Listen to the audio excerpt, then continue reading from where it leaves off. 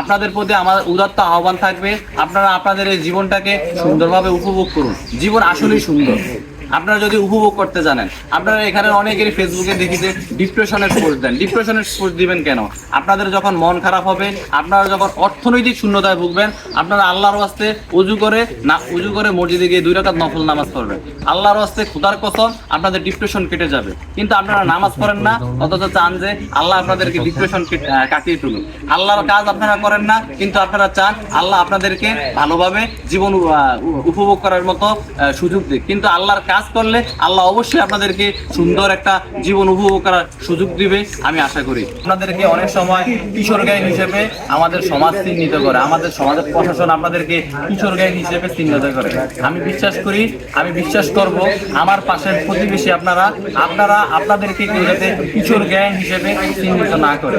আপনি কোথাও যাবেন, কার সাথে চলেন, কার সাথে চলবেন, এটা আপনারা যদি না বুঝেন, আপনারা যদি না চিনেন, তাহলে আপনাদের যারা মোস্ট ওয়ান্টেড সিনিয়র ভাই আছে, আপনারা তো চিনেন অ্যাটলিস্ট যে এলাকার ভালো কারা, তাদের সাথে আলাপ করবেন যে ভাই ওর সাথে চলতে পারবো কিনা, ও আমাদেরকে ডাকতেছে, ওর সাথে যাবো কিনা, এটা আপনারা একটু কেয়ারফুলি নেবেন। আর আপনারা যারা অভিভাবক আছেন, আপনারাও আপনাদের সন্তানদেরকে একটু যত্ন নেবেন, যাতে তারা কার সাথে চলে, কার সাথে ঘোরাফেরা করে, কার সাথে তারা আড্ডা দেয়, এগুলো একটু আপনারা যদি খেয়াল না করেন, এই বয়সে তারা বিগড়ে যাবে। এই বয়সটা খুব সেন্সিটিভ একটা বয়স। পর্যায়ে আমি সামান্য কিছু বক্তব্য দেওয়ার জন্য আমাদের বিদায় ভাইকে। আসসালামু আলাইকুম ওয়া রাহমাতুল্লাহি ওয়া বারাকাতুহু। মিরাবাড়ি কর্তৃক আজকের আয়োজিত মিনি ক্রিকেট টুর্নামেন্টের ফাইনাল খেলায় উপস্থিত আছেন আমাদের সম্মানিত মেহমানরা এবং উপস্থিত আছেন মিরাবাড়ির সম্মানিত দাড়ি পাকা, চুল পাকা, তরুণ, যুবক, একবারে মাসুম বাচ্চারা। সবাই সবাইকে আমার পক্ষ থেকে আন্তরিক অভিনন্দন এবং মোবারকবাদ। উদ্বোধনী খেলাও আমি এখানে এসেছিলাম, তো প্রথম থেকে এই পর্যন্ত আপনারা সুন্দরভাবে আপনাদের এই খেলাটাকে শেষ করতে পেরেছেন, এর জন্য আপনাদের সবাইকে সবার প্রতি কৃতজ্ঞতা প্রকাশ করছি। এবং কোনো রকম ঝামেলা ছাড়াই আপনারা খেলাটা শেষ করতে পেরেছেন, এটা আসলে আমাদের এলাকার জন্য একটা পজিটিভ দিক। আর দ্বিতীয়ত হলো, এখানে 4টা টিমই ছিল, প্রত্যেকটা টিমই প্রথম ওপেনিং দিন থেকেই আপনাদের প্ল্যানিং ছিল যে আপনারা চ্যাম্পিয়ন হবেন এবং অতিথিদের থেকে আপনারা পুরস্কার নেবেন। কিন্তু দুর্ভাগ্যবশত 4টা টিমের একটা টিম চ্যাম্পিয়ন হয়েছেন। তো আমাদের জীবনের প্রত্যেকটা বেলাতেই যে আমরা সফল হব এমন না, আমাদের সাথে যারা থাকে তারা সফল হবে, আমরা ব্যর্থ হব। ব্যর্থ সফলতা নিয়েই আসলে আমাদের জীবন, এটা নিয়ে মন খারাপ করার কিছু নাই।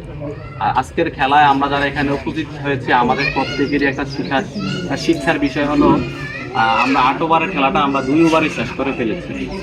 তো আমরা 8 ওভার খেলতে পারি নাই, আমরা যারা প্রথম ব্যাট করেছি। এটা আমাদের ব্যর্থতা হিসাবে আমার দুর্বলতাটাকে কাজে লাগিয়ে সামনের বছর আমরা যে টুর্নামেন্টটা ওরা আয়োজন করবে, ওই টুর্নামেন্টে কিভাবে ভালো খেলবে, এটা থেকে শিক্ষা নেওয়া উচিত।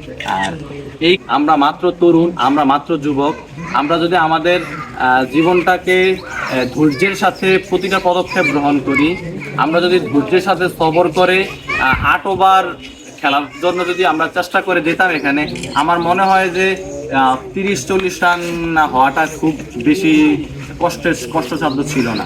কিন্তু আমরা অধৈর্য হারা হয়ে আমরা খেলাটাকে সবার মনোভূত করতে পারি নাই। আমরা যারা এখানে হয়ে আসছি এখানে, আমরা তারাও তো খুশি হইতে পারি নাই। আমি তো এক পাক অতিথিদেরকে বলেই ফেলছি আমারই নামতে মন চাইতেছে, আমরা কি খেলতেছে। ঠিক আছে, তো আপনারা আপনাদের লাইফটা মাত্র শুরু, বাকিটা জীবন পুরোটাই পরে রয়েছে। তো বাকি জীবনে আপনারা অধৈর্য হারা হবেন না, খুব সুন্দরভাবে খুব ধৈর্য সহকারে বাকিটা জীবন লিড করবেন। আপনাদের মধ্যে নেতৃত্বের প্রত্যেকটা খেলোয়াড়ের মধ্যে নেতৃত্বের গুণাবলী আছে, আমরা দেখতে পেরেছি। আপনারা আপনাদের নেতৃত্বটাকে কাজে লাগাবেন আশা করি। আর আরেকটা কথা হলো, এই যেভাবে আপনারা এই খেলাটাকে সুন্দরভাবে পরিচালনা করেছেন, ওইভাবেই যারা যারা এখানে খেলছেন প্রত্যেকের সাথেই আপনারা সুসম্পর্ক বজায় রাখবেন সব সময়। আর কটু কথা এবং ছোটখাটো বিষয় নিয়ে আপনারা ঝগড়া পেঁচাদে আপনারা লিপ্ত হবেন না। বিশেষ করে আপনাদের এটা বড় বাড়িতে আরেকটা ঝামেলা হলো আপনার ছোটখাটো বিষয় নিয়ে, বাচ্চাদের বিষয় নিয়ে অভিভাবকরা ঝগড়া করে। আপনারা আমি নিঃসন্দেহে বিশ্বাস করি আপনারা বুঝের মানুষ, আপনারা আপনাদের পিতামাতাকে বুঝাবেন যে ছোটখাটো বিষয় নিয়ে অভিভাবকরা যাতে ঝগড়া বিবাদে না জড়ায়। আর আপনারা এত বেশি তরুণ যে আমরা এই বয়সটা পার করে এসেছি, এই বয়সে আমরা সামনে যদি পাহাড় দেখতাম আমাদের কাছে মনে হইতো এই পাহাড়টা ঠেলে আমরা এগিয়ে যেতে পারতাম। আসলে পাহাড় তো ঠেলে আমাদের সামনে এখনো যায় না। তো এই অগোছালো কথা এখানেই শেষ করলাম। আসসালামু আলাইকুম ওয়া রাহমাতুল্লাহ।